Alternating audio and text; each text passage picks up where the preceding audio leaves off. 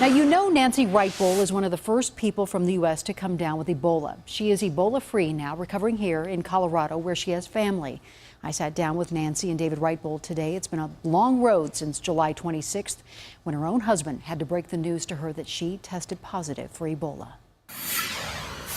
No husband should ever have to look into the eyes of the love of his life and deliver that kind of message. This year marks 40 years of marriage for Nancy and David Writebol. And here they are, holding hands like they did when they were high school sweethearts at Evergreen High School.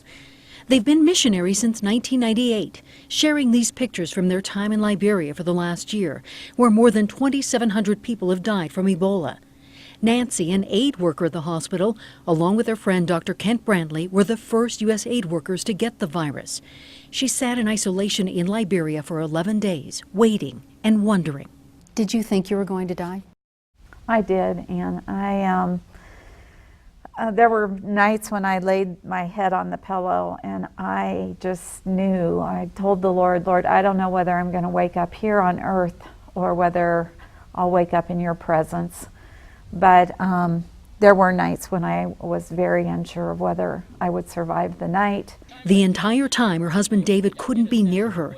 He could only speak to her through their bedroom window. I just remember learning during that time that if I had something to say to Nancy, I'd better get it said. And so I would constantly tell her how much that she meant to me and that she is the love of my life. And I wanted her to hear those words and encourage her any way that I could, because I couldn't touch her. I couldn't be next to her and comfort her. So the only thing that I could do is use my voice. August 5th, Nancy finds out she's going to Emory University in Atlanta. There was no room for David on the plane. And then when I said goodbye to Dave and when I was evacuated, I was at the lowest then. And saying goodbye was very difficult. It was very difficult, and not knowing whether I would ever see David again. So 2 more weeks, she sat in isolation at Emory, still no David. Because he'd been exposed, he couldn't come. This time, their sons kept her company, looking at her through a window, talking by phone, praying with her. Nancy couldn't walk. Her pain, she only describes as very great.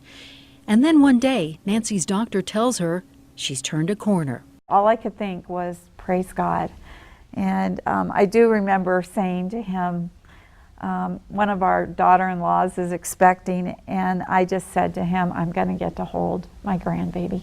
Nancy is still not 100%, regaining strength every day. And every day, this couple still focused on the suffering in Liberia and making it their mission to be a calming reminder that we can and should all help.